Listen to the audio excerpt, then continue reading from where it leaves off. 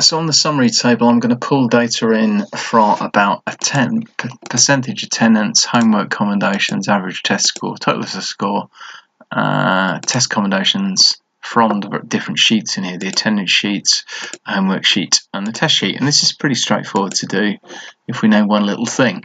So we'll look at Andrew's percentage attendance here. If I click here, I can type in the equal sign. I'm going to start typing a formula in, but rather than just typing the formula in, I'm simply going to go over to the attendance sheet here. I'm going to click on it, and you'll notice that Excel has written equals attendance exclamation mark.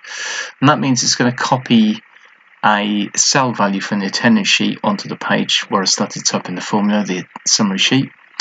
The value I'm interested in is Andrew's percentage attendance, which is right here. So I click on the 80, and then I just press enter.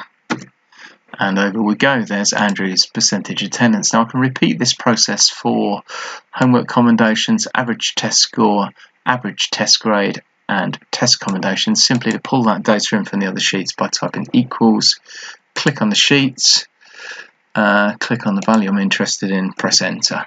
Again, for the average test score, type equals, click on the test sheets, find the average test score, here it is, 70.2, click on it, check at the top here, this is equals test P3, press enter. And then over here, the test grade, I type in equals, I go onto the test sheets, I find the average test grade, which is a B, I click on it, have a quick look at the formula to make sure it looks right, and then I press enter, and over the value gets copied. And finally, I can do that with the test commendations, just like so.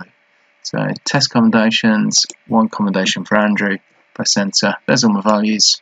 Once I've done that, I can simply replicate those formula down, and there you go. That's all the data copied in from all the other sheets.